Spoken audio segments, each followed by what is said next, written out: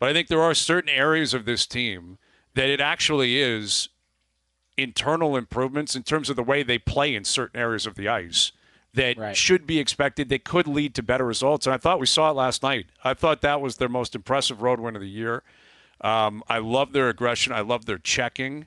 And that's what we keep talking about is their best players. Of course, you're going to need to score goals. Willie got 2 more cookies last night. He's up to 50 points. Incredible season for him. Matthews is expected to score 60 and 100 points, and Marner touch up on 100 points, and Tavares score 30 and get his 80 points or whatever. That's why you get paid. That's why you're the core four. That's why you are what you are in the National Hockey League. But it doesn't have to be 6-5 every night.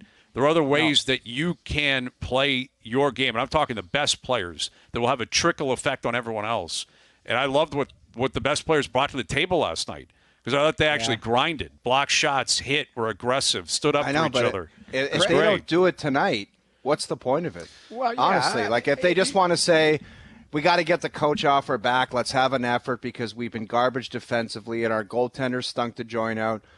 And I'll tell you one thing about goaltenders, like that Trevor Moore save that Martin Jones made. Great if stop. that ends up at the back of the net, it's just like, here we go again. Looks different. And Noodles, we always talk about like saving yourself some video. You just need a guy to make that save once in a while where it's like, not everything is horrible. You're going to have breakdowns where you bend a little bit and they'll get some opportunities when you got a good team like that. He made the save and you can recover after. They were not getting that save from Samsonov, like not even close. That found its way in every time.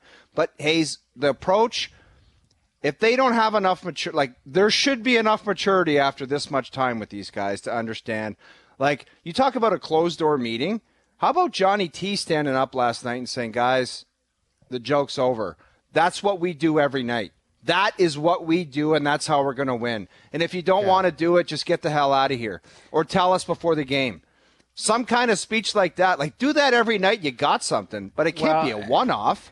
No, correct me if I'm wrong, guys, but I thought that game turned in favor of the Maple Leafs with the hit on Matthews. Because I thought that group, banded together. That could have wilted the other way. We could have seen a response in a way where it's like, okay. Don't LA say that, Noodles. physical. The analytics people will say that had nothing to do with the outcome of the game. Watching that game, I thought that changed in a positive way for the Leafs. I thought they dug in. They were good all night long. Jones made the save. Willie, you mentioned. We went through how the formula.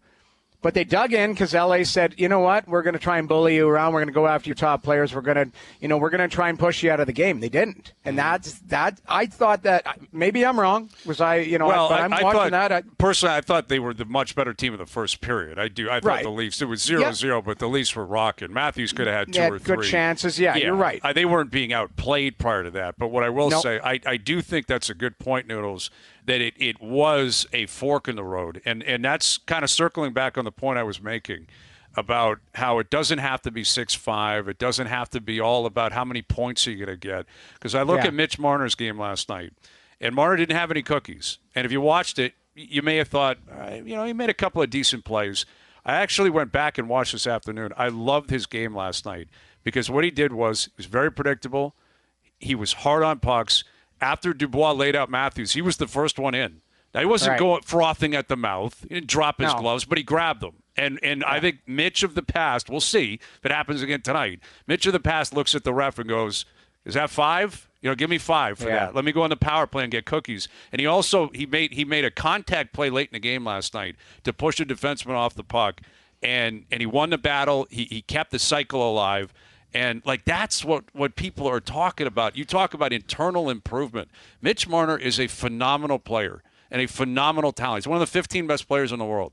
If he adds an element of, I'm going to get pissed off every once in a while, I'm going to play aggressively, I'm going to play smart, I'm better than you, and I'm going to show you because I don't care if we win 1-0 or 10-9, then we're talking here. And that's what I saw to him last night. That's the difference they always said about Jonathan Toews.